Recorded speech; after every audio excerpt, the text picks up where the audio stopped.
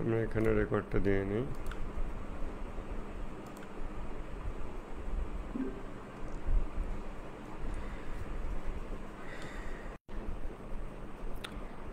বিসমিল্লাহ সালাম। আমরা আজকে 31তম ক্লাস শুরু করতে যাচ্ছি। ম্যানস গড সিকিং নেচার, এইটার উপরে হলো এই 11তম হাদিস, চেহেল হাদিসে এই বিষয়টা নিয়ে আমরা আজকে দেখব। হাদিসটা কি? হাদিসটা হলো ইমাম জাফর সাদিক আলাইসাল্লামকে যখন কোরআনের একটা আয়াত সম্পর্কে, সূরা রুম 30 নম্বর সূরার 30 নম্বর আয়াত সম্পর্কে জিজ্ঞাসা করা হলো যে আল্লাহ যে বলছেন যে ফিতরাত আল্লাহ, আল্লাহর ফিতরাত, যার উপর তিনি মানুষকে সৃষ্টি করেছেন, এইখানে আল্লাহর ফিতরাত বলতে কি বোঝানো হয়েছে? তখন ইমাম জাফর সাদিক আলাইহিস সালাম বললেন যে এখানে বোঝানো হয়েছে যে আল্লাহ তাআলা মানুষকে তাওহীদের উপর সৃষ্টি করেছেন। এইটার উপরে ইমাম খোমেনি এই 11তম হাদিসে এক্সপ্যান্ড করেছেন যে ফিতরাত, তাওহীদ আমাদের ফিতরাতের মধ্যে আছে, কিভাবে আছে, এটা নিয়ে একটু এক্সপ্লেন করছেন। পুরো 30 নম্বর সূরা 30 নম্বর আয়াত, পুরো আয়াতটা আমরা ইনশাল্লাহ দেখব। এর মধ্যে আরও প্রয়োজনীয় বিষয় পাবো। আমাদের একটু আপনাদের মোড চেঞ্জ হওয়া দরকার বলে আমি মনে করছি। প্রিভিয়াস ক্লাসগুলো বা even all the previous years আমরা যেই চেহেল হাদিসে ক্লাস করেছি, ওইগুলোর প্যাটার্ন থেকে এই হাদিসে অন্তত, আমি জানি না আগামীগুলোতে কী হবে, বাট অন্তত এই হাদিসে আপনাদের একটু প্যাটার্নটা চেঞ্জ হতে হবে, যেভাবে আমি বলবো এবং যেভাবে আপনারা রিসিভ করবেন, দুটোই একটু পরিবর্তন প্রয়োজন। কীরকম পরিবর্তন? সেটা হচ্ছে, আমরা এখানে এর আগের ক্লাসগুলো বেশিরভাগ ছিল নসিহতমূলক, এর মধ্য দিয়ে আমরা অল্প কিছু থিওরিও শিখতে পারছি, অর্থাৎ ফিলোসফিক্যাল, লজিক্যাল ডিসকাশন, এগুলো বেশ কিছু আসছে, কিন্তু নসিহত ছিল প্রচুর।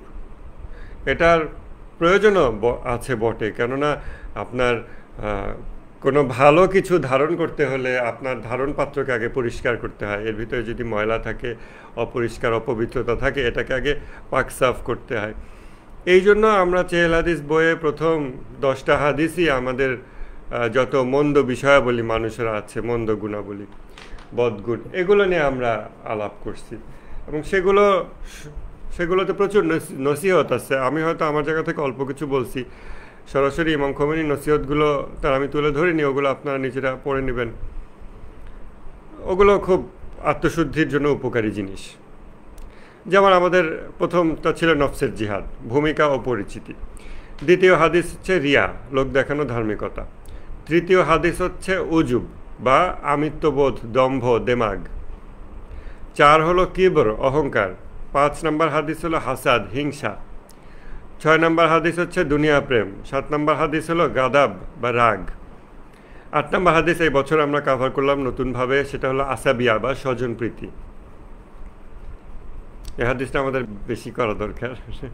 9 নম্বর হাদিস হচ্ছে নিফাক।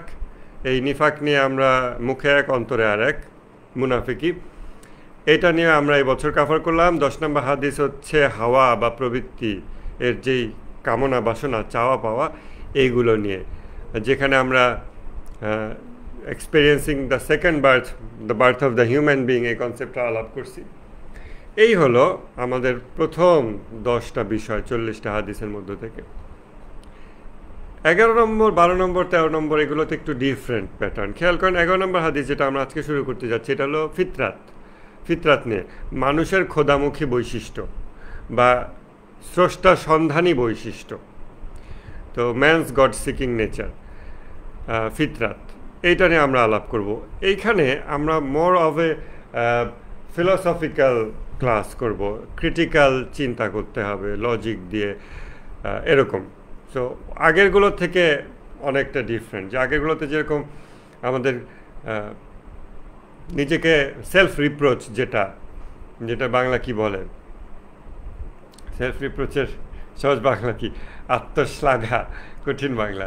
এটার মানে কি হচ্ছে আত্মতিরস্কারমূলক, নিজেকে তিরস্কার করে, হ্যাঁ, আত্মসংশোধনের জন্য যেই নিজেকে মানুষ তিরস্কার করে, এই ধরনের, যেটা উপকারী, অনুতাপ সৃষ্টি হয়, হ্যাঁ, এ ধরনের আবহ ছিল আমাদের চেহেল হাদিসের প্রথম 10টাতে।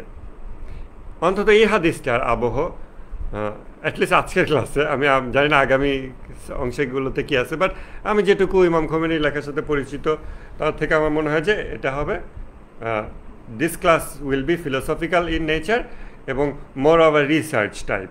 সো আপনাদেরকে একটু ক্রিটিক্যালি চিন্তা করা, বিভিন্ন দিক থেকে এটার একটু প্র্যাকটিস করতে হবে এবং ওইভাবে এনগেজ করতে হবে। So a little bit lighter tone থাকবে ইনশাল্লাহ ক্লাসে, এটা একটু আপনারা মাথায় রাখেন। তা আল্লাহ তাআলা যে বলতেছেন যে ফিতরাত আল্লাহ, আল্লাহর ফিতরাত, যার উপর তিনি মানুষকে সৃষ্টি করেছেন। তো এইখানে ইমাম খোমেনি শাব্দিক বিষয়গুলো নিয়ে বেশ কিছু আলোচনা করছেন।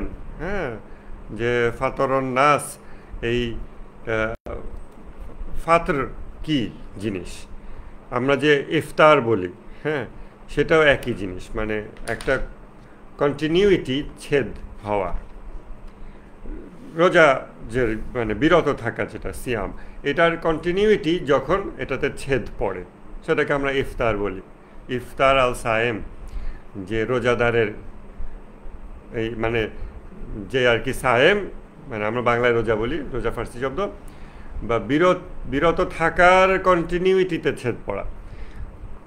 তো ওইটার শাব্দিক বিষয় আমি মনে হয় না খুব বেশি আপনাদেরও হয়তো ইন্টারেস্ট থাকবে। এটা যারা মাদ্রাসা স্টুডেন্ট তাদের জন্য ওটা বেশি জরুরি, ভাষাগত সূক্ষ্মতা নিয়ে তাদের কাজ করতে হয়।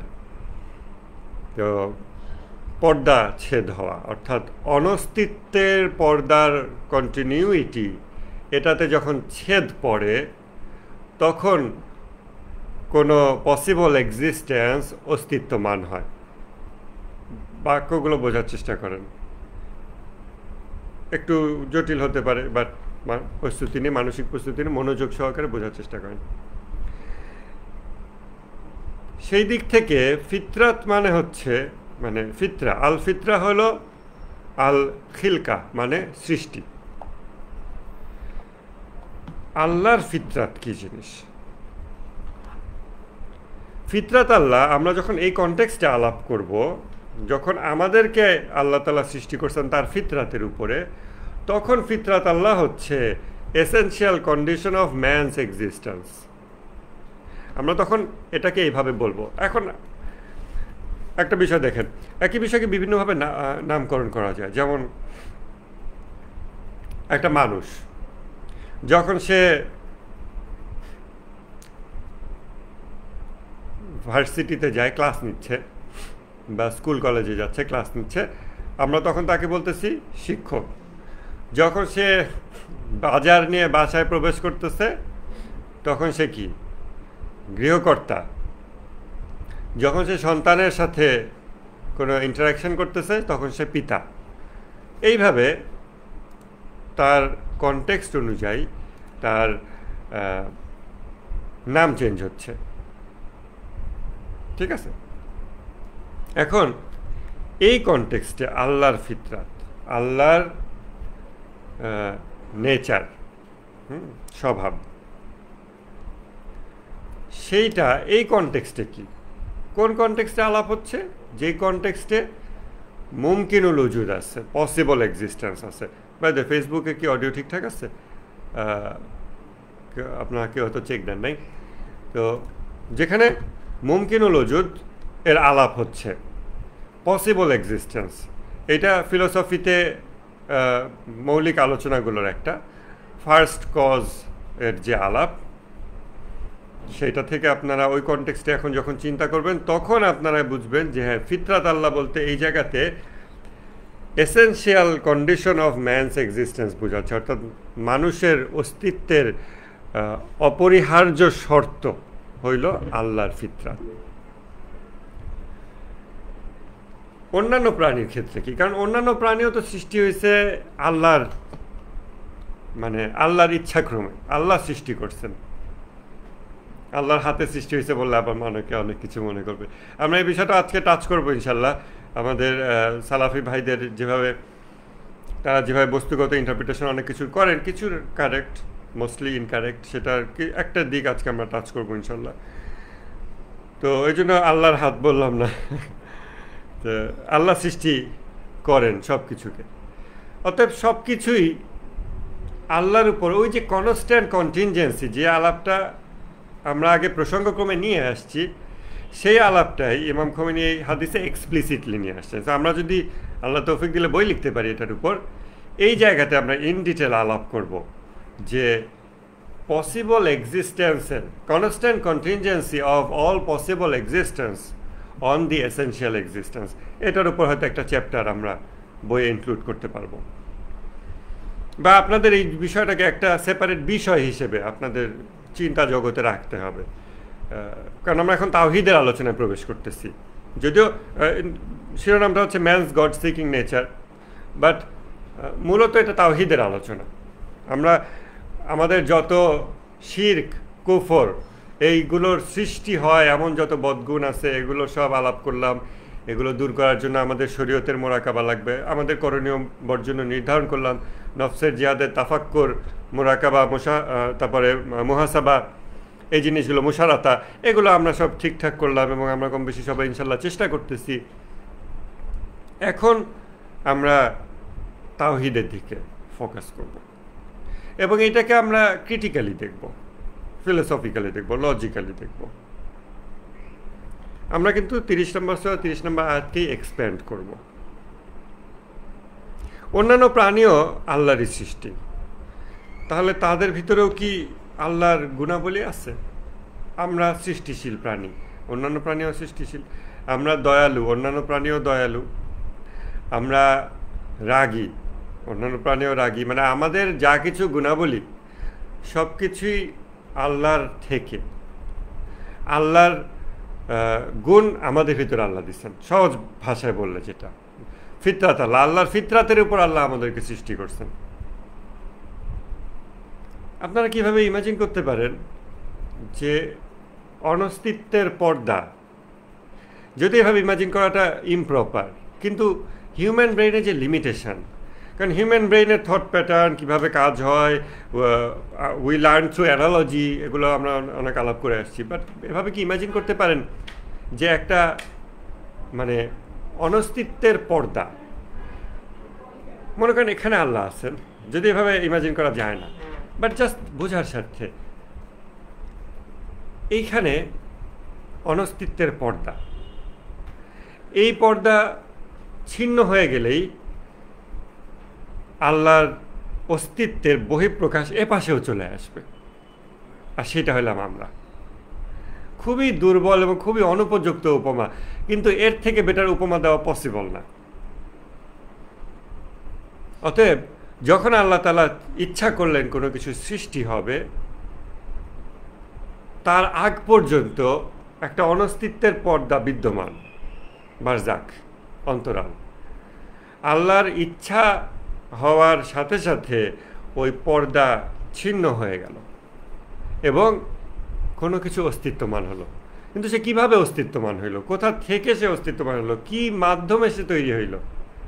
কেননা অস্তিত্ব জগতে আল্লাহ ছাড়া আর কিছু নাই অস্তিত্ব জগতে। তখন আপনি বলবেন কই আমরা তো আছি। এখন ইরফানের দৃষ্টিতে বলে যে আমাদের কোনো অস্তিত্ব নাই। আমরা যে আমাদের অস্তিত্ব আছে বলে মনে করি, এইটা হলো একটা ছায়া যেরকম থাকে। যতক্ষণ সূর্য আছে ততক্ষণ আমার ছায়ার অস্তিত্ব আছে, কিন্তু ছায়ার আসলে কোনো নিজস্ব অস্তিত্বই নাই। ও কিন্তু কোনো জিনিসই না, ও হলো আলোর অভাব, এটা হইল ছায়া। ওখানে যত আলো, মনে করেন আমার শরীর এখানে ছায়া ফেলতেছে দেওয়ালে, আস্তে আস্তে আমার শরীর যদি ট্রান্সপারেন্ট হতে শুরু করে, ট্রান্সলুসেন্ট হইল প্রথম, এটা আরও বাড়তে থাকলো,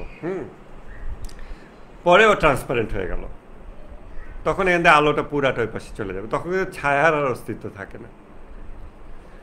তো মানব অস্তিত্ব, সুফিরা যেটা বলে যে আমাদের কোনো অস্তিত্ব নাই, আমাদের অস্তিত্ব তৈরি হয়, আমি যে তৈরি হয়, আমি এইটা তৈরি হয় নাফসানিয়াত থেকে, আমিত্ববোধ, ওজব, তারপরে শাহওয়াত, এইসব থেকে আমিত্ববোধ তৈরি হয়, যেটা অন্ধকার, যেটা মূলত ওই ছায়া। এখন আমরা আমরা ধরেন একটা ছায়াকে আমরা দেখি মানুষের আকৃতি, আর একটা ছায়াকে আমরা দেখি চারকোনা, একটা দেখি গোল, একটা দেখি বিড়ালের আকৃতি, বিভিন্ন আকৃতি। একটা বাচ্চা হয়তো দেখে, সে দেখে বিড়াল, সে দেখে একটা বল, সে দেখে একটা চেয়ার, একটা মানুষ, এরকম এরকম বিভিন্ন শেপ দেখে, ওগুলো সে বিভিন্ন নাম দেয়। আর বড়রা কি দেখে?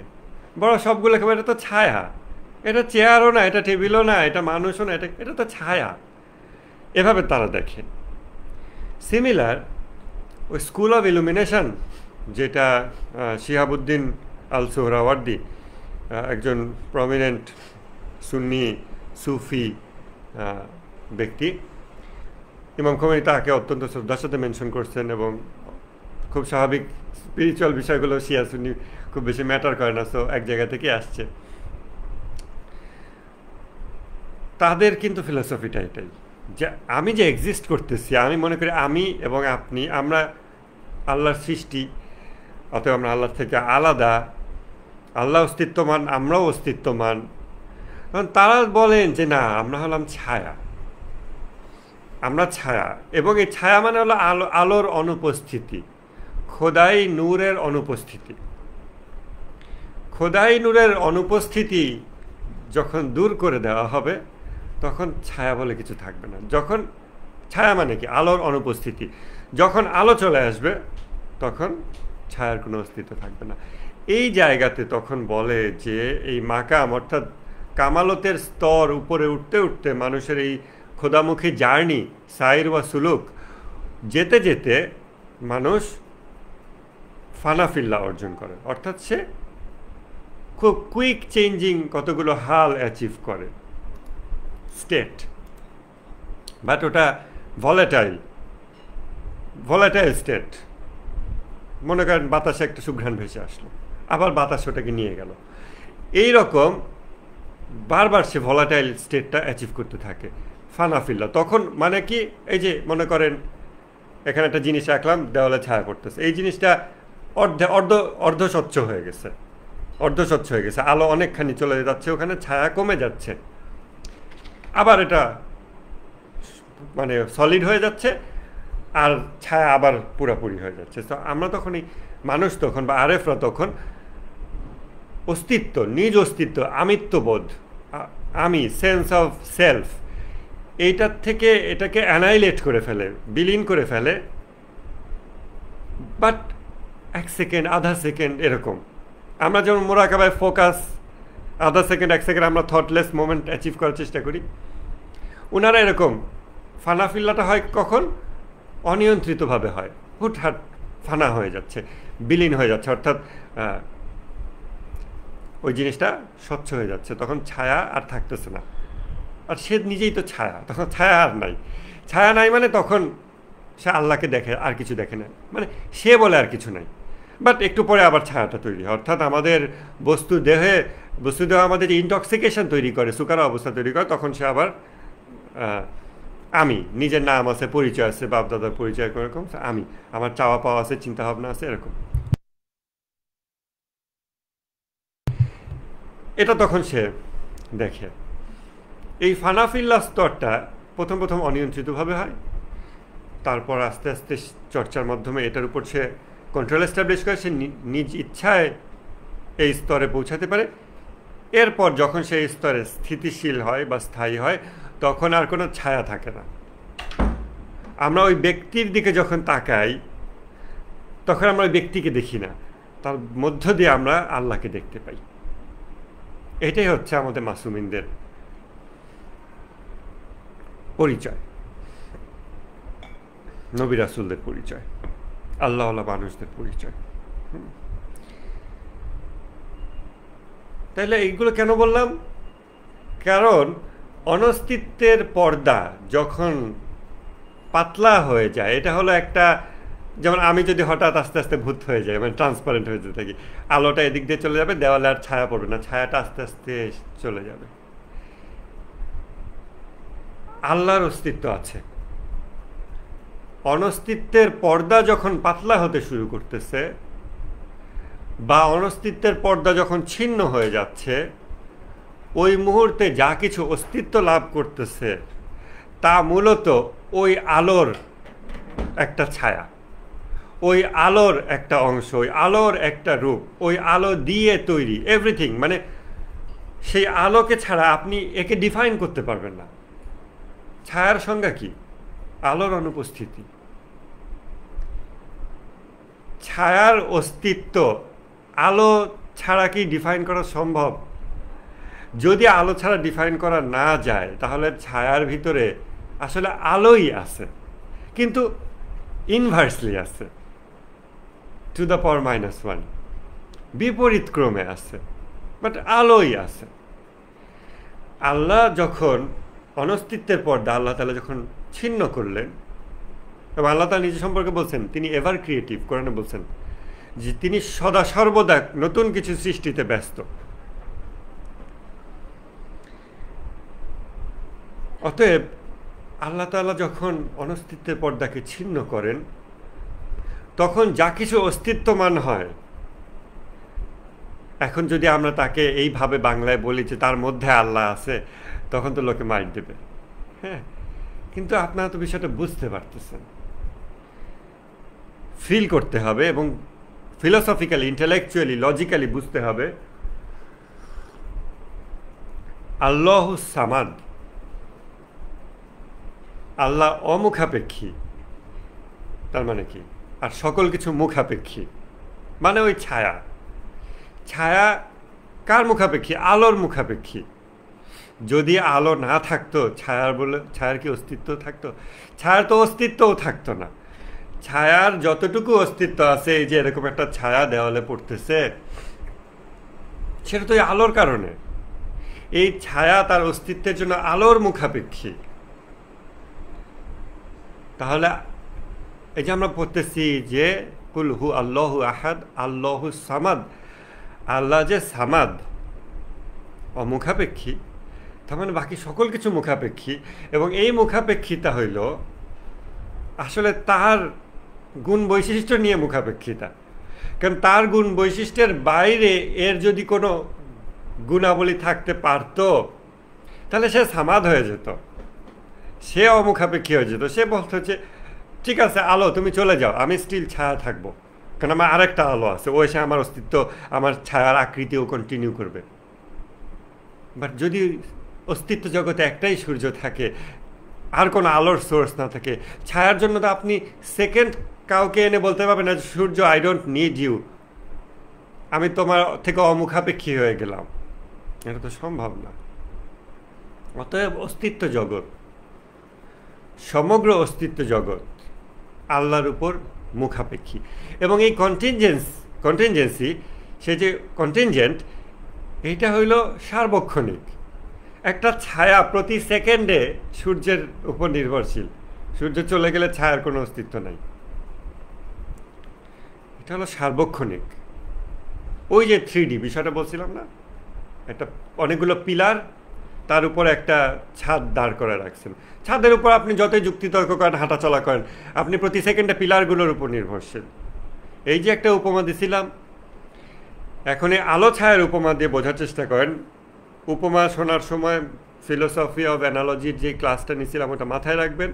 কোনো অ্যানালজি আপনাকে প্রকৃত রিয়ালিটিতে সিঁড়ি বেয়ে নিয়ে যাবে না। অ্যানালজি থাকে এখানে, প্রকৃত রিয়ালিটি এখানে। You have to make the jump. কীভাবে জাম্প করবেন? আপনার আধ্যাত্মিক যাত্রা, সেই প্রচেষ্টা, এটা আপনার ব্যাপার। ওইটা আপনাকে কেউ নিয়ে যেতে পারবে না, এটা অসম্ভব। যদি থাকতো উপমার কোনো দরকারই হতো না। এই যে আলো ছায়ার উপমা, এই ছায়া সার্বক্ষণিক, এর উপর নির্ভরশীল। তাহলে এই ছায়া বলতে পারে না যে আমি সামাদ হয়ে গেছি, আমি অমুখাপেক্ষী হয়ে গেছি, তুমি চলে যাও, আর একটা সূর্য এসে আমাকে আমার অস্তিত্ব টিকিয়ে রাখবে। সম্ভব না।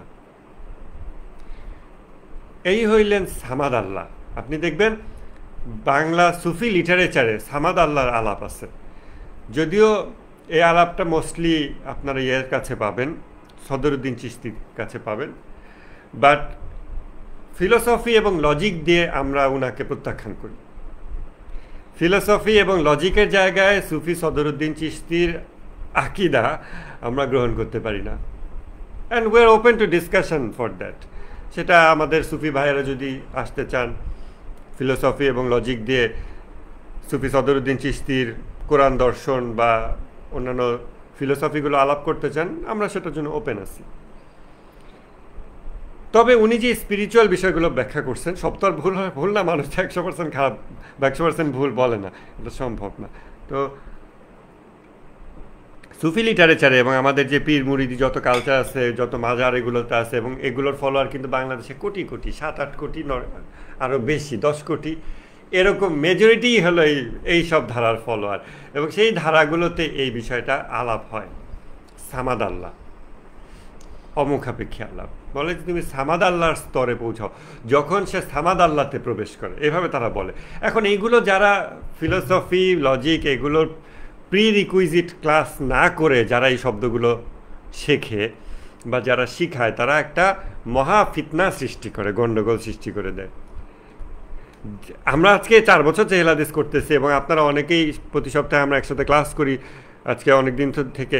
এখন আপনাদের কাছে এটা বললে আপনারা কিছুটা অ্যাকসেপ্ট করতে পারবেন, তারপরে অনেক প্রশ্ন অ্যারাইজ হবে এখান থেকে আপনাদের, যেটা আমরা পরবর্তী দিনগুলোতে এগুলো আমরা ডিল করার সুযোগ পাবো, আমাদের দেখা সাক্ষাৎ হবে। কিন্তু তারা যে ভুলটা করে, একেবারে অশিক্ষিত লোকজন, আমি মানে তুচ্ছতা ছিল করতেছি না, তাদের এই জ্ঞানগত যোগ্যতা নাই, তাদের কোনো শেখানো হয়নি, তাদের ভোকাবুলারি কম, তাদের চিন্তা জগতে তারা কোন শব্দ দিয়ে চিন্তা করবে, শব্দই তো জানে না। এই মানুষদেরকে বলে সামাদ আল্লাহতে প্রবেশ করা, এগুলোর আলাপ করে। তখন তারা ভুল বোঝে, তারা তখন বস্তুগত চিন্তা করে, তারা মনে করে মানুষ আল্লাহর মধ্যে ঢুকতেছে, এরকম সামথিং। ঠিক তাদের শত্রু সালাফিরা যেরকম মনে করে, ইবনে তাইমিয়া যেরকম মনে করে আল্লাহর শরীর আছে, আল্লাহ দড়িবে এক জায়গা থেকে এক জায়গায় যায়, আল্লাহ চেয়ারে বসে, হাত আছে পা আছে, বস্তুগত ইন্টারপ্রিটেশন করে, তাদেরই আবার শত্রু আবার সুফি ধারার যারা, তারা আবার এ ধরনের ইন্টারপ্রিটেশন, সুফি ইন্টারপ্রিটেশনকে এমন এমন জায়গায় বলে, বেজায়গায় বলে, যেখানে সমাজে ফিতনা সৃষ্টি হয়। তখন আবার আমাদের সাধারণ মডার্ন শিক্ষিত মুসলমান যারা এগুলো শুনে বলে এসব কি অদ্ভুত কথাবার্তা বলতেছে, সামাদ আল্লাহ, হ্যাঁ আমরা আল্লাহ সামাদ এটুকু বলবো, কিন্তু সামাদ আল্লাহ বললেই তারা দে বিকাম ভেরি কনসার্নড যে কি বলতেছে, এগুলা খুব সতর্ক হয়ে যায়।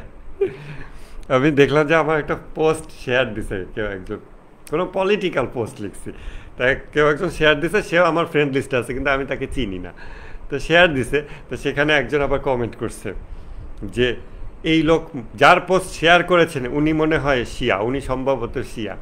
তখন যে পোস্ট শেয়ার করছে সে আবার রিপ্লাই লিখতেছে হ্যাঁ খুবই সম্ভাবনা আছে এরকম।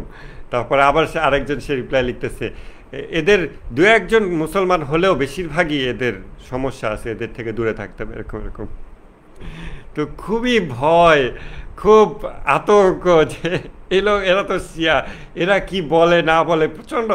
আমি বাংলাদেশের রাজনীতি নিয়ে একটা কথা লিখছি যেটা সবার কাছে অ্যাকসেপ্টেবল, বাট ওই রাজনীতির মধ্যেও যদি শিয়া ঢুকে যায় সামথিং, খুবই ভয় থাকে।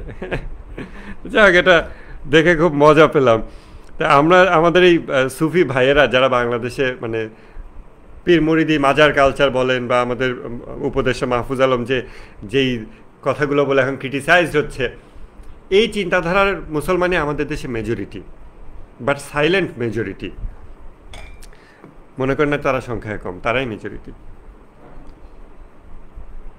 এবং তারা যখন কথাবার্তা বলে, এইসব শব্দ বলে, সামাদ আল্লাহতে প্রবেশ করা, ফানাফিল্লা বাকাবিল্লা এগুলো বলে, তখন এরা প্রচণ্ড পাগল হয়ে যায়, অন্যরা অস্থির যে কী বলতেছে এগুলো, এই কুফরি আকিদা, শিরকি আকিদা এগুলো। বরং ওইটা হইল শিরক যখন কেউ সামাদ আল্লাহর বাইরে কিছু ইমাজিন করে। ইভেন এইটা অস্তিত্বগত শিরক, মানে আমার অস্তিত্ব তখন শিরক করতেছে, আমার গোটা অস্তিত্ব দিয়ে। কেননা আমি আল্লাহর অস্তিত্বের বাইরে কিছু ইভেন ভাবতেছি। আমরা যা কিছু চিন্তা করি এবং ধর্মীয় জীবনযাপন করি, এটা এরকম মুশরিক অবস্থাতেই ঘটে। এভাবেই আবার এই ভিডিও থেকে আবার এই অংশ কেটে নিয়ে একটা পোস্ট করে দেবে, তারপরে বলবে এই দেখো যা কিনা, এগুলো সমস্যা আছে।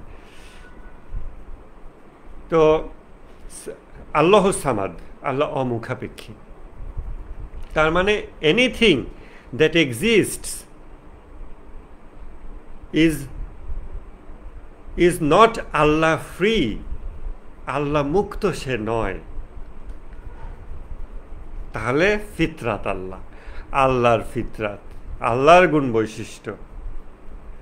আল্লাহর গুণ বৈশিষ্ট্যের বাইরে অন্য কারো গুণ বৈশিষ্ট্য তো আসা সম্ভব না, কারণ আল্লাহর বাইরে তো আর কোনো সৃষ্টিকর্তা নাই যে সে কোনো গুণ সৃষ্টি করবে যা আল্লাহ সৃষ্টি করেননি এবং সেটা আমি গ্রহণ করব এবং আমার ভিতরে আসবে, বা ইভেন আমি অ্যাকোয়ার করব।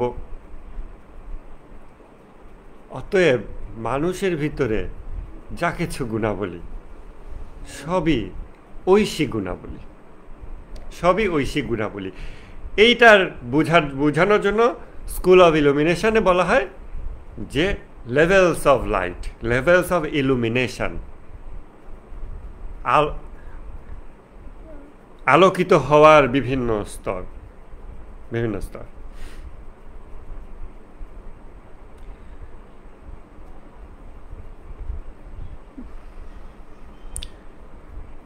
অন্যান্য প্রাণী বা জড় বস্তু তাদের মনে করেন,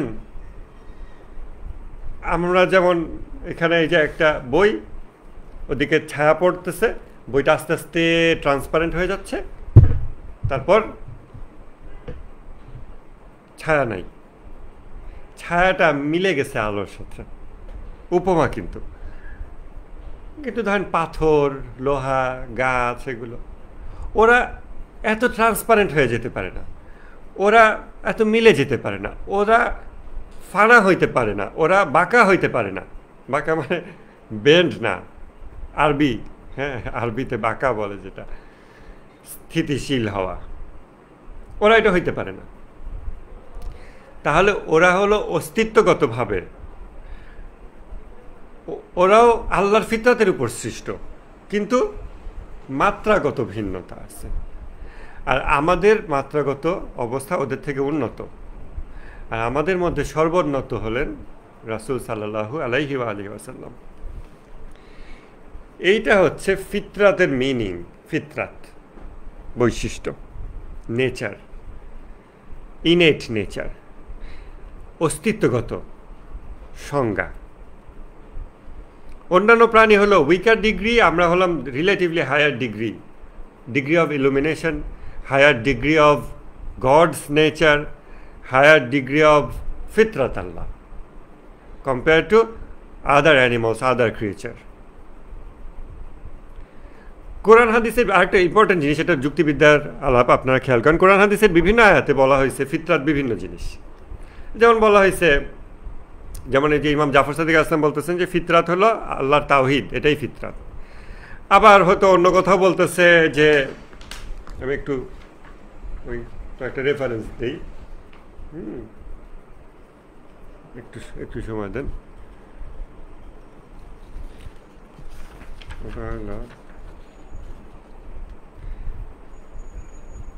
যেমন বলা হয় যে প্রত্যেক শিশু তার ফিতরাতের উপর জন্মগ্রহণ করে। এইখানে ফিতরাত বলতে কি বোঝাচ্ছে? তারপরে আরো জায়গা আছে সেখানে ফিতরাত, এই যে আমি একটু বের করি।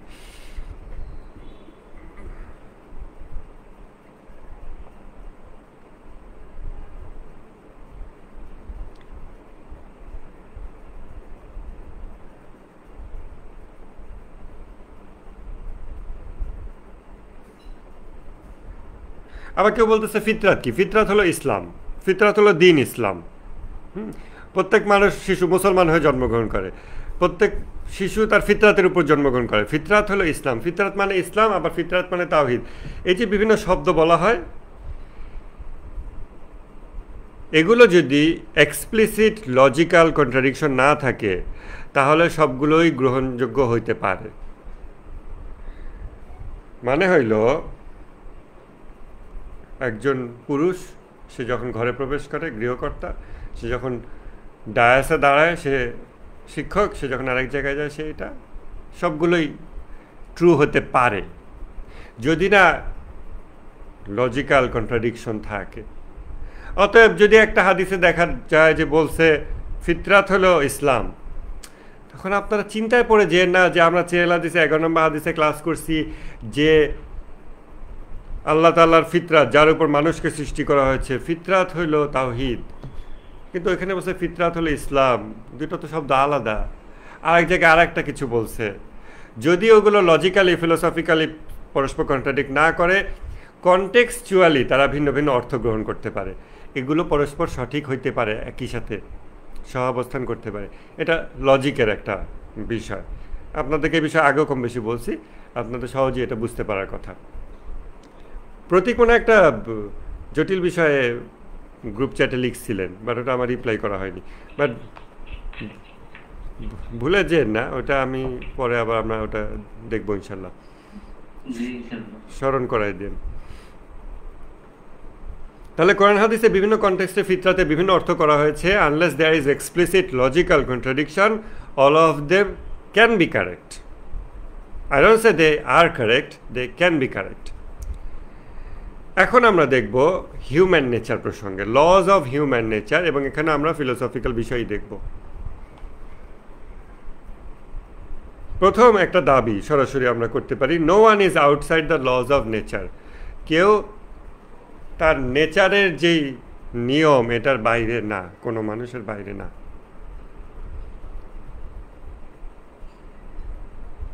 এখন নাস্তিকরা এটা খুব সুন্দর আর্গুমেন্ট করে, নেচার নার্চার আর্গুমেন্ট। আপনারা এই আর্গুমেন্টগুলো দেখেছেন কিনা? না দেখে থাকলে দেখার দরকার নেই, দেখলেও সমস্যা নেই, বাট অপ্রয়োজনীয়।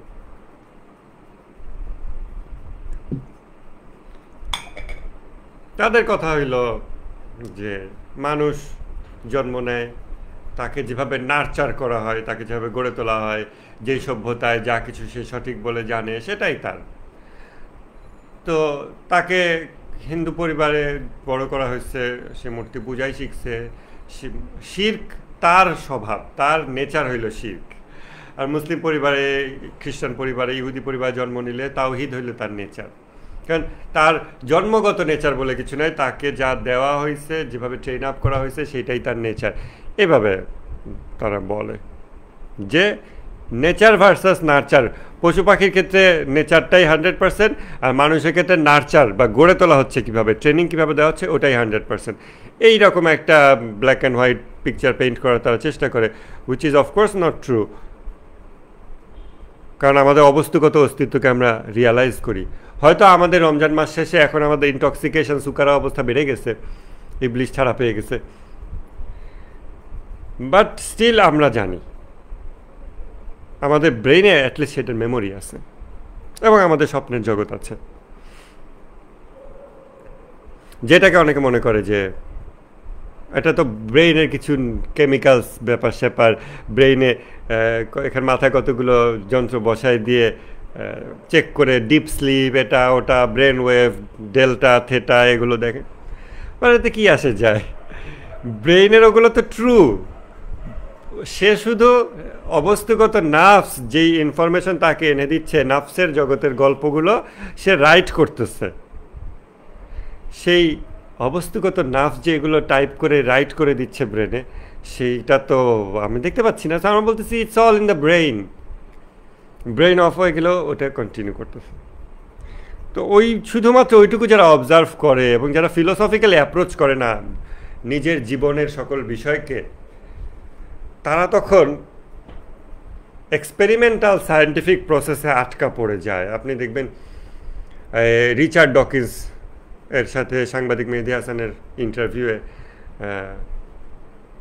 সে বলতেছে যে because science is the best tool to understand things, it is the best tool to achieve anything. এরকম সে বলতেছে, মানে যে কোনো কিছু অ্যাচিভ করতে হলে সায়েন্স হলো বেস্ট। কীরকম? Experimental science, form some hypothesis, take it to the lab, if the result comes out to be true, it becomes scientific evidence. এই তো সে মনে করতেছে যে এটা হচ্ছে বেস্ট যা কিছু পাওয়া বোঝার জন্য। যখন অলরেডি সে নিজে কনফাইন্ড করে ফেলছে এক্সপেরিমেন্টাল সায়েন্সে, তখন সে আর ফিলোসফিক্যাল আন্ডারস্ট্যান্ডিংয়ের দিকে যাইতে পারে না। তার ব্রেইন তাকে নাফসের জগতে বা বাতেনে প্রবেশের জন্য আর হেল্পও করে না। এবং অনেক দুর্ভাগা, অভাগা, হতভাগা মুসলমান আছে যারা বিজ্ঞানবাদী মুসলমান, যারা ইসলামকে বিজ্ঞানের আলোকে প্রমাণ করে একটা আইডেন্টিটি ক্রাইসিসে এতদিন ভুগত, এখন মনে করতেছে যাক ইসলাম বিজ্ঞান দ্বারা প্রমাণিত হইল, এখনকার ইসলাম একটু পোক্ত হইল, এতদিন তো ইসলাম একটু দুর্বল ছিল, এরকম তারা ফিল করে। তারা নিজেদেরকে খুব মানে দুর্ভাগ্যের মধ্যে নিয়ে যায়। আমাদের এ ধরনের ফাঁদে পড়া থেকে নিজেদের হেফাজত করতে হবে, সব সময় নিজের ফিলোসফিক্যাল থিঙ্কিং এগুলো মেনটেন করতে হবে। প্রথম দাবি হইল যে no one is outside the laws of nature. পরিবেশ প্রকৃতি সহ সকল এক্সটার্নাল ফ্যাক্টর যা মানুষের মাঝে বিভিন্নতা সৃষ্টি করে, যা কিছু বিভিন্নতা সৃষ্টি করে মানুষের ভিতরে, যেই বিষয়ে বিভিন্নতা সৃষ্টি করে ওই বিভিন্নতার মানে ওই বিষয়গুলোকে আমরা নেচার বলবো না।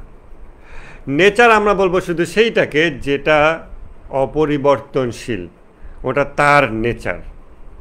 এখন আমরা তো আসলে এভাবে বাংলায় বলি না, আমরা বলি এটা ওর নেচার। আবার ওর নেচারটা চেঞ্জ হয়ে গেছে, ওর আগে একটু বদ্রাগী নেচার ছিল, এখন একটু সোবার হয়েছে, ভদ্র হয়েছে, তাই তো। কিন্তু আমরা সূরা রুমের 30 নম্বর আয়াত যেটা নিয়ে আমরা আলোচনা শুরু করছি, সেখানে আমরা একটু পরেই দেখব আল্লাহ তাআলা বলতেছেন যে আল্লাহর সৃষ্টির কোনো পরিবর্তন নেই। এই আয়াতটা আপনারা অনেকে অনেক জায়গায় চর্চা হতে দেখেছেন, সোশ্যাল মিডিয়াতে অনেক চর্চা হয়েছে যে ট্যাটু করা হালাল না হারাম। আল্লাহর সৃষ্টিতে কোনো পরিবর্তন নেই, ট্যাটু করা হারাম। এখন আমাদের সালাফি ভাইরা এই ধরনের ফতোয়াগুলো যেভাবে নিয়ে আসেন সেটা আমরা একটু পরে দেখব। বাট যদি বিভিন্নতা হয় তাহলে ওইটা নেচার না। যা পরিবর্তনশীল তার নেচার না, যা অপরিবর্তনশীল সেটাই নেচার। লজ অফ নেচার, আপনার অস্তিত্বের যে নিয়ম, এই নিয়ম অপরিবর্তনশীল হতে হবে, তাহলে আপনার অস্তিত্ব থাকবে। আর তা নাহলে আপনি থাকবেন না। অতএব যা কিছু এগুলো আপনাদের কারো কারোর কাছে অ্যাবস্ট্রাক্ট লাগতে পারে, কোনো অসুবিধা নেই। আমরা আমাদের সামনের ক্লাসগুলোতে এগুলো ক্লিয়ার করব। ইভেন আপনি আজকে একটা কথা শুনে যান, 5 বছর পর আপনার ব্রেনে এটা ক্লিক করতে পারে, হতেই পারে। আমি ইমাম খোমেনির এই চেহেল হাদিস পড়ছি 2014 সালে, পুরোটা পড়ি নাই, 8-10 পেজ পড়ছি। পড়ে আমি দেখি তো কিছুই বোঝা যায় না, অতি কঠিন, আবার হৃদয়ের উপর অত্যন্ত চাপ সৃষ্টিকারী, এত চাপ নেওয়াও যায় না, আবার বোঝাও কঠিন, আবার ইংলিশটাও জটিল কঠিন এরকম। তারপরে আবার পরের বছর একটু 2-1 পৃষ্ঠা পড়ে দেখি এখন আরেকটু বোঝা যায়। আবার এই রিসেন্ট টাইমসে কিছু বিষয় আবার বুঝতে পারতেছি যেটা আগে বুঝতে পারিনি, আবার কয় বছর পর হয়তো আবার বুঝতে পারবো কিছু, কোনো অসুবিধা নাই। ডোন্ট রাশ টু ইট, ঠিক আছে? এইটুকু এভাবে বোঝার চেষ্টা করেন যে পরিবেশ প্রকৃতি সহ যা কিছু এক্সটার্নাল ফ্যাক্টর মানুষের মধ্যে বিভিন্নতা সৃষ্টি করে, সংস্কৃতি, ফুড হ্যাবিট, এটা ওটা, পরিবার, আত্মীয় স্বজন, হ্যাঁ, ল্যাঙ্গুয়েজ, যা কিছু মানুষের মধ্যে বিভিন্নতা সৃষ্টি করে, তার কোনোটাই মানুষের এসেনশিয়াল নেচারে হস্তক্ষেপকারী নয়। তা মানুষের এসেনশিয়াল নেচার পরিবর্তন করতে পারে না। Anything that is not such is not a law of nature, ঠিক আছে? অতএব আল্লাহ যে বলছেন যে আল্লাহর সৃষ্টিতে কোনো পরিবর্তন নাই, এর মানে হচ্ছে law of nature, human nature, ফিতরাত আল্লাহ কোনো পরিবর্তন নাই। যেই আলো দিয়ে এই ছায়াটা তৈরি, ওই আলোতে কোনো পরিবর্তন নাই। যতদিন ছায়া আছে ততদিন আলোই আছে। এই ছায়াকে কি কেউ পরিবর্তন করতে পারবে? সম্ভব না। আলো আছে, একটা অস্বচ্ছ বস্তু আছে, ছায়া আছে, এটা পরিবর্তন করা যাবে না। এই নিয়মকে আপনি বদলাইতে পারবেন না, এই নিয়ম এরকমই। আল্লাহ বলতেছেন যে আল্লাহর সৃষ্টিতে কোনো পরিবর্তন নাই। এই যে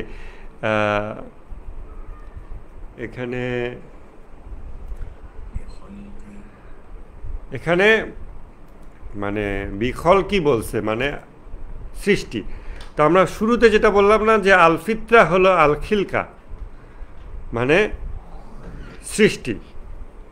সৃষ্টিতে কোনো পরিবর্তন নাই, মানে আল্লাহর ফিতরাতে পরিবর্তন নাই। ফিতরাত আল্লাহ অপরিবর্তনশীল। ফিতরাত আল্লাহর উপরে মানুষকে সৃষ্টি করা হয়েছে। অতএব মানুষের সৃষ্টিতে, মানে মানুষের সৃষ্টি মানে আল্লাহর সৃষ্টি, আমরা মানুষ, আল্লাহর সৃষ্টিতে পরিবর্তন নাই। কই, কিন্তু আমি দেখতেছি আমার তো পরিবর্তন আছে। তাহলে ওইটা ফিতরাত না। যা পরিবর্তনশীল অংশ আমার, ওটা ফিতরাত না। যেমন কি উপমা দেওয়া যায়, একটা ছায়া। ওই মানুষ হাত দিয়ে এরকম বিভিন্ন ছায়া এরকম এরকম খেলে না, এরকম শিয়াল বানায়, বাঘ বানায়, এরকম এরকম খেলে। আমি বিভিন্ন শেপ দিচ্ছি ছায়াকে, কিন্তু আলো ছায়ার যে ফিজিক্সের যে রুলস, ওটা কিন্তু একই থাকতেছে, ওটা অপরিবর্তনশীল। আমি হাত এরকম করলাম একরকম ছায়া, আমি হাত আরেক রকম করলাম আরেক রকম ছায়া। কিন্তু আলোর অনুপস্থিতিতে ছায়া তৈরির যেই ফিজিক্সের যে নিয়ম, এটা অপরিবর্তনশীল, ওইটাকে আমি বদলাইতে পারলাম না। আমি বিভিন্ন রকম আকৃতি দিচ্ছি ছায়ার। এটা একটা দুর্বল উপমা হয়েছে, বাট মোটামুটি বোঝার চেষ্টা করো। এখন আমাদের সালাফি ভাইরা যখন বলে যে ট্যাটু করা যাবে না, বা কান ফোড়ানো যাবে না, বা এরকম করা যাবে না, কারণ আল্লাহর সৃষ্টিতে কোনো পরিবর্তন নাই। আল্লাহর সৃষ্টিতে, আল্লাহ বলছেন আল্লাহর সৃষ্টিতে পরিবর্তন নাই, আর তুমি আল্লাহর সৃষ্টিতে পরিবর্তন আনতেছ, তাইলে এটা শিরক হবে বা সামথিং হবে, এটা অন্যায় হবে। বাট ফান্ডামেন্টাল প্রবলেমটা হইল যে আমরা আল্লাহর সৃষ্টিতে পরিবর্তন নাই বলতে যদি এটাই বুঝি যে আমার শরীর আমি বিকৃত করতে পারবো না, কান ফোড়াইতে পারবো না, বা এখন অনেক ধরনের অনেক কিছু আছে যেগুলো আমাদের কাছে অনেক অগ্রহণযোগ্য, তাহলে সমস্যা হচ্ছে যে আপনার আমার শরীর কিন্তু আপনি আমি নিজ হাতে পরিবর্তন না করলেও, কান না ফোড়াইলেও, এটা তো এমনিই পরিবর্তনশীল। মানুষের চুল সাদা হয়ে যায়, চুল দাড়ি পড়ে যায়, বুড়া হয়ে যায়, দাঁত পড়ে যায়, স্কিন চেঞ্জ হয়, শরীরটাই তো শেষ হয়ে যায়। তাহলে আমাদের ডাক্তার সাহেব একটা খুব ভালো প্রশ্ন করছেন মেসেজে, যে ওরা কি তাহলে খতনাকে সমর্থন করে না? এখন মানে কি বলবো, এভাবে মানুষ যখন চিন্তা করে, এত অগভীর চিন্তা করে, সে বলতেছে কান ফোড়ানো যাবে না, ট্যাটু করা যাবে, কারণ আল্লাহর সৃষ্টিতে পরিবর্তন নাই। তাহলে তাও তো খতনা করতেছে তো মানুষ, এটা করা যাবে না। বা বাচ্চাদের দাঁত পড়ে যায়, একটু ভদ্র উদাহরণ দিই, বাচ্চাদের দাঁত পড়ে যায়, দুধ দাঁত পড়ে যায়, বড় দাঁত মানে ভাতের দাঁত ওঠে, তো এটা করা যে আল্লাহর ফিতরাত বোঝে নাই। আল্লাহর সৃষ্টি বলতে এইটা বুঝছে শুধু, আল্লাহর ফিতরাত যেটাকে আল খিলকা বলা হয়েছে, সেইটা এইটা বোঝানো হয় নাই। এটা আমরা বলতেছি, এটা বোঝানো হয় নাই, কারণ এটা পরিবর্তনশীল। বরং অপরিবর্তনশীল হচ্ছে তাওহীদ। ইমাম জাফর সাদিক আলাইহিস সালাম যেটা বলেছেন যে ফিতরাত আল্লাহ, এই সূরা রুমের 30 নম্বর আয়াতে যে বলা হয়েছে আল্লাহর ফিতরাতের উপর মানুষকে সৃষ্টি করেছেন আল্লাহ তাআলা, এই ফিতরাত হইল তাওহীদ। আল্লাহর তাওহীদ বৈশিষ্ট্যের উপরে আল্লাহ মানুষকে সৃষ্টি করেছেন। এই তাওহীদ অপরিবর্তনীয়। মানুষের ভিতর থেকে তাওহীদ আপনি নষ্ট করতে পারবেন না, আপনি তাওহীদকে বের করে দিতে পারবেন না, তাওহীদকে আপনি বিকৃত করে দিতে পারবেন না। কই, আমরা তো দেখতেছি অনেক কাফের আছে তাওহীদবাদী না, মুশরিক আছে তাওহীদবাদী না। প্রশ্ন আসা ভালো, প্রশ্নগুলো আপনাদের করা উচিত, আমি কেন প্রশ্ন করে দিচ্ছি? আপনারা এই প্রশ্নগুলো করবেন ক্রিটিক্যালি। তো এখন তো ক্লাসের মোড ডিফারেন্ট। এইটা পরিবর্তনশীল না, তাওহীদ ভিতরে যেটা আছে, হিন্দু, মুসলিম, খ্রিস্টান, নাস্তিক সবার ভিতরে তাওহীদ বদলাইতে পারবেন না, সে নিজেও চেষ্টা করে বদলাইতে পারে না, এটা অপরিবর্তনশীল। আল্লাহ তাআলা বলতেছেন অতএব তুমি দিনের দিকে তোমার চেহারাকে, অর্থাৎ তুমি নিজেকে নিবদ্ধ করো দিনের দিকে, দিনে হানিফে, একনিষ্ঠভাবে। এটাই আল্লাহর ফিতরাত, যার উপর তিনি মানুষকে সৃষ্টি করেছেন, আল্লাহর সৃষ্টিতে কোনো পরিবর্তন নেই। এটাই সরল দিন, কিন্তু অধিকাংশ মানুষ জানে না। অধিকাংশ মানুষ জানে না। এবং খোমেনি এখানে খুব সুন্দর করে বিস্ময় প্রকাশ করছেন যে কিন্তু মানুষ জানে না, বেশিরভাগ মানুষ জানে না। তো দেখেন আমাদের সালাফি ভাইদের যেই জায়গাটাতে ভুল হয়, এই ভুল নিয়ে আবার তাদেরকে অপমান করার দরকার নেই। আমরা মুসলমান হিসেবে আমাদের নিজেদেরই এই ভাইদের দোষ ত্রুটি একদিকে গোপন করা যেমন আমাদের উচিত, আর একদিকে সংশোধন করা আমাদেরই দায়িত্ব। এই বিষয়গুলোকে ফিলোসফিক্যালি, স্পিরিচুয়ালি আমরা যদি দু একজন মানুষও বুঝতে সক্ষম হই, আমাদের এই জ্ঞানের দায়িত্ব হয়ে যায় এটা আমাদের সেই ভাইদের কাছে পৌঁছে দেওয়া যারা এই বিষয়ে ভুলের মধ্যে আছে। যারা এই বিষয় নিয়ে ইভেন চিন্তা করে নেই তাদের প্রায়োরিটি পড়ে, বাট যারা এই বিষয় নিয়ে ভুল চিন্তার মধ্যে আছে তাদেরকে এই বিষয়ে শুদ্ধ করাটার জন্য কিভাবে কথা বললে, কোনভাবে মহব্বত করে তাদের সাথে ভালো আচরণ করে এটা পৌঁছে দেওয়া যায়, এটা আমাদের উপর দায়িত্ব। এই দায়িত্বে কোনো অবহেলা করা যাবে না। আমরা অনেক হাসতে পারি বটে, মজা করতে পারি বটে, যেটা খুব ফানি ইন্টারপ্রিটেশন, যে কান ফুরানো যাবে না, তাহলে তো খতনা করা যাবে না, বলা যায়, ঠিক আছে। বাট তারা মানব অস্তিত্বের এবং অস্তিত্ব জগতের যেই মহাবাস্তবতা, এটা থেকে তারা যেভাবে মানে মাহরুম হয়ে আছে, বঞ্চিত হয়ে আছে, আপনার আমার নিজেদের, আমাদের ভাই, মুসলিম ভাই, মুমিন ভাই, তাদেরকে এই বঞ্চিত অবস্থা থেকে আমাদের উদ্ধার করতে হবে। এটা আমাদের উপর এক প্রকার দায়িত্ব। যে ব্যক্তি বুঝতে পারে তার উপর সেটা অনুযায়ী দায়িত্ব চলে আসে। তো অপরিবর্তনশীল ফিতরাত তাওহীদ সম্পর্কে বেশিরভাগ মানুষ অবগত নয়। কিন্তু কেন? আল্লাহ বলছে কিন্তু বেশিরভাগ মানুষ জানে না, বেশিরভাগ মানুষ জানে না। এখন আপনারা প্রশ্ন আগে মানে এই আয়াতটুকু বলার আগ পর্যন্ত আমরা হয়তো অনেক ডিবেট করতে পারতাম, অনেক আর্গুমেন্ট করতে পারতাম। আমি দাবি করতেছি যে সবার মধ্যে তাওহীদ আছে, নাস্তিকের মধ্যে তাওহীদ আছে, এটা অপরিবর্তনশীল। আল্লাহ বলছেন তো আল্লাহর সৃষ্টিতে পরিবর্তন নাই। আল্লাহর ফিতরাত দিয়ে আল্লাহ নাস্তিককেও সৃষ্টি করছেন, আর আল্লাহর সৃষ্টিতে পরিবর্তন নেই। অতএব ওর ভিতরে তাওহীদ আছে, আল্লাহর ফিতরাত আছে, এটা অপরিবর্তনশীল। ও নাস্তিক হয়েছে বটে, কিন্তু ও ফিতরাত বদলাইতে পারে নাই। ওর ফিতরাত এখনও তাওহীদের উপর। এটা যখন আমি দাবি করতেছি তখন আপনি হাজারটা ডিবেট শুরু করে দিতে পারেন, কিন্তু সূরা রুমের 30 নম্বর আয়াতের শেষ অংশে এসে ওই ডিবেটগুলো আল্লাহ অফ করে দিছে। চিন্তা করেন, মানে তাড়াহুড়া করে কোরআন পড়বেন না। একটা আয়াত নিয়ে ভাববেন, একটা আয়াত খুলে রেখে কি বলছে আল্লাহ, কেন বলছে, চিন্তা করবেন। বই পড়ার আদবটা খেয়াল করেন। চেল হাদিস পড়বেন, অন্যান্য বই পড়বেন, মনোযোগ দিয়ে পড়বেন, চিন্তা করবেন, তাফাক্কুর সহকারে বই পড়বেন।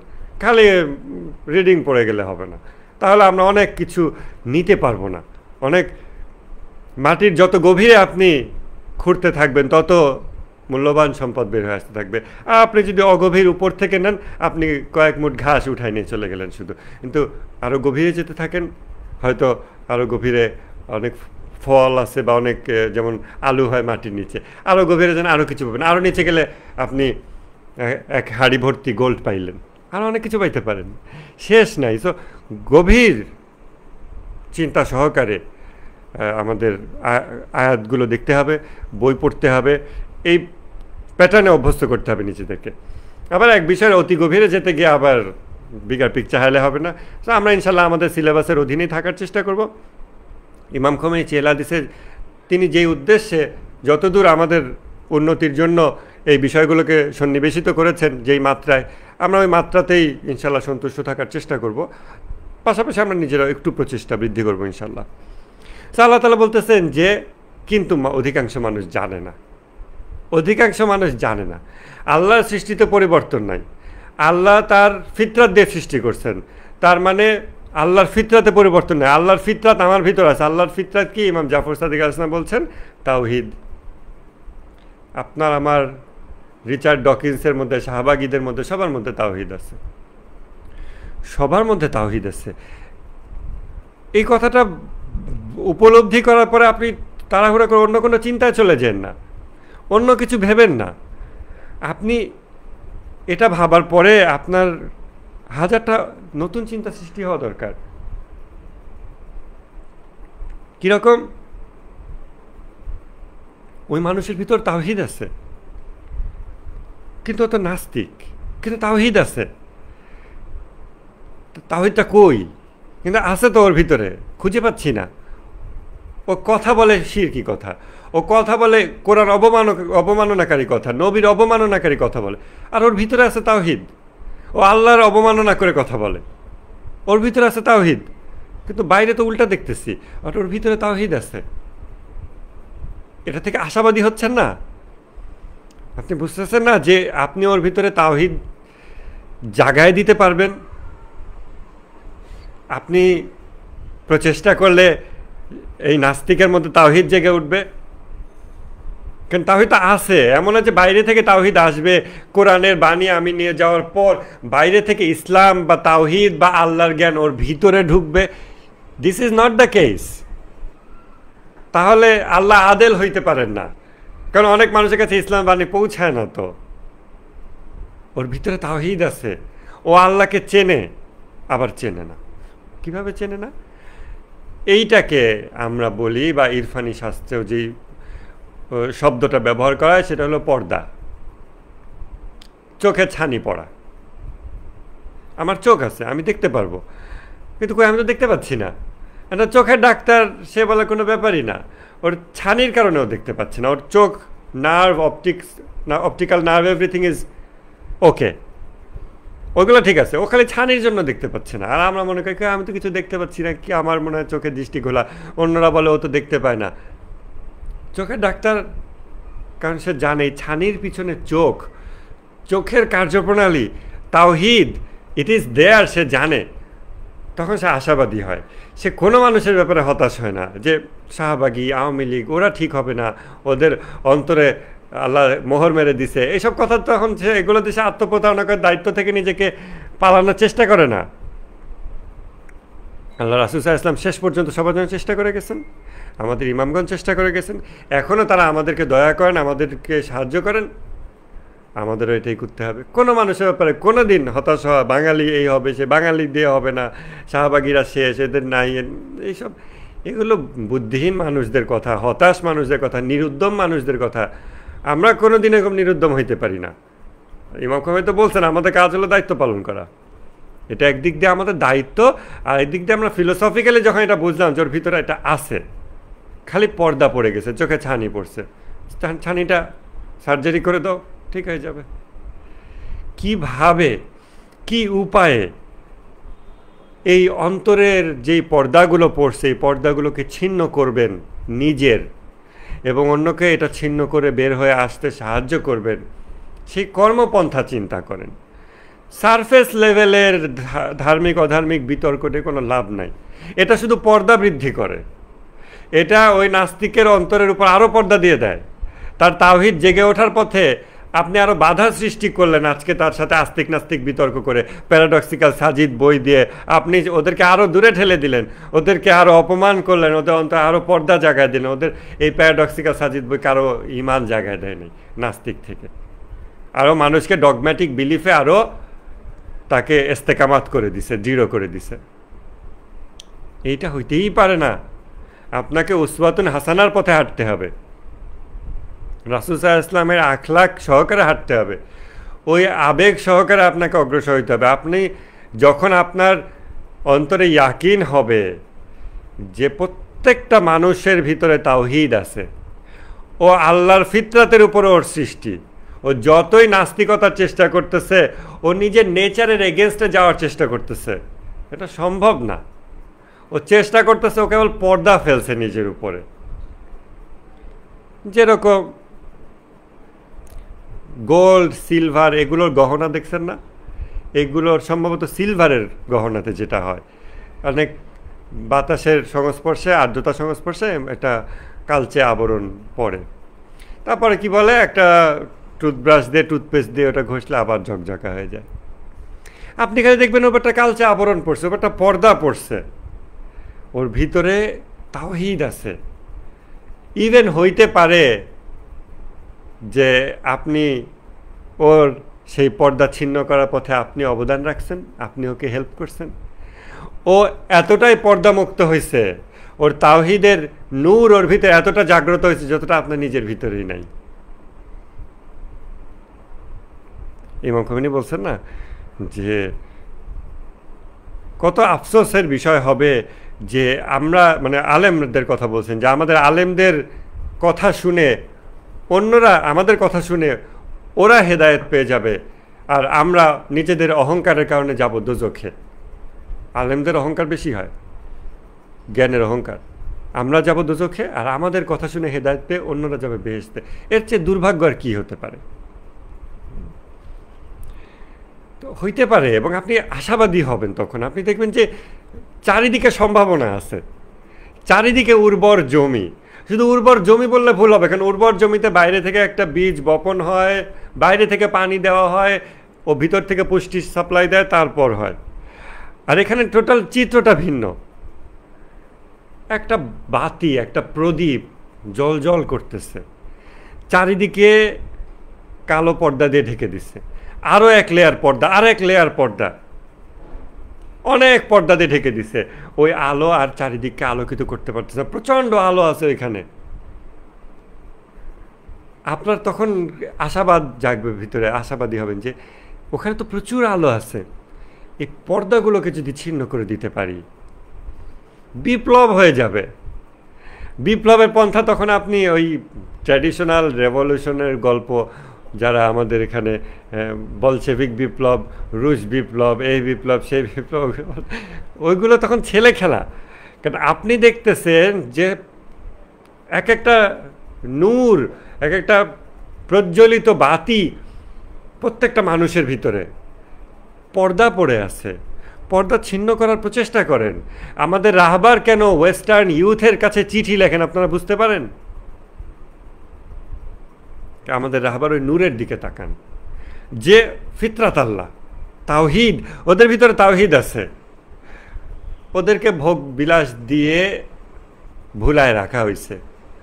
একটা কোন কথা বললে, কেমনে কি করলে, আর কতগুলো শহীদ জীবন দিলে তারপর ওরা জেগে উঠবে, চেষ্টা করি। তিনি চেষ্টা করে যাচ্ছেন। এইটা হইল আমাদের বিপ্লব, এটা হলো আমাদের পদ্ধতি, এটা ইমাম খোমেনির পদ্ধতি, এটা আল্লাহ রাসূল সাল্লাল্লাহু আলাইহি ওয়াসাল্লামের পদ্ধতি, এটা ইমামগণের পদ্ধতি। এটাই বিপ্লব, এইটা হচ্ছে ফিতরাত, ফিতরাত আল্লাহ। তাহলে আমরা দেখব যে বাইরে থেকে তাওহীদ প্রবেশ করে না। তাওহীদ মানুষের ভিতরের অস্তিত্বগত একটি গুণ, যা পর্দা দ্বারা আচ্ছন্ন হয়, এবং যা থেকে পর্দাগুলো ছিন্ন করাই হলো আমাদের মুসলমান হিসেবে জীবনযাপনের উদ্দেশ্য। যেন তাওহীদ তার মূল রূপে বিকশিত হইতে পারে আমার ভিতরে। এটাই হবে মুসলমানের যাত্রা, এবং পরস্পরকে হেল্প করা এই উদ্দেশ্যে যে আরেকজনের পর্দা যেন ছিন্ন হয়। তখন আমরা আর কোনো মানুষের সাথে কেয়ারলেসলি আচরণ করতে পারবো না, যে একটা মানুষকে খেপাই দিছি, পাগলাটে হয়ে গেছে, বা বিতর্ক করে করে একটু আগে যাওয়া একটা ভালো সম্পর্ক ছিল, এখন আরও খারাপ সম্পর্ক হয়েছে, তাহলে আমি এটা করবো। কারণ আমি হৃদয়ের দিকে খেয়াল রাখবো যে এই হৃদয়টা তো আরও পর্দা পড়ে গেল। এর জন্য না আবার আল্লাহ আমাকে কাঠগড়ায় দাঁড় করায় যে ওই মানুষটা তাওহীদের আলো বিকশিত হইতেছিল, তুমিও ওর সাথে রাগত বিতর্ক করে, রাগত অবস্থায় তুমি ওর উপর আরও পর্দা ফেলে দিছো, ও কাফের মুশরিক অবস্থায় মরে গেছে, এর দায়ভার তোমার। হইতে পারে, হইতে পারে। আরেকটা বিষয় আজকাল আলাপ করলাম না, lodge of nature are the most self evident truth. এইটা আমরা জ্ঞানতত্ত্বের একটা সংক্ষিপ্ত আলাপ দিয়ে ইনশাল্লাহ আগামীকালকে করব। সেটা হচ্ছে ইলমে হুজুরি আর ইলমে হুসুলি, এই বিষয়টার সাপেক্ষে এই বিষয়টা আমরা আগামীকালকে দেখব। আজকে আমরা যে বিষয়গুলো দেখলাম সেটা হচ্ছে ফিতরাত আল্লাহ, যার উপর তিনি মানুষকে সৃষ্টি করেছেন, কিন্তু অধিকাংশ মানুষ জানে না। অধিকাংশ মানুষ জানে না তার ভিতরে ট্রেজার আছে, গুপ্তধন আছে, জানে না। সো তারা এটা উন্মোচন করতেছে। আল্লাহ বলছেন অধিকাংশ মানুষ জানে না, অধিকাংশ মানুষ জানে না।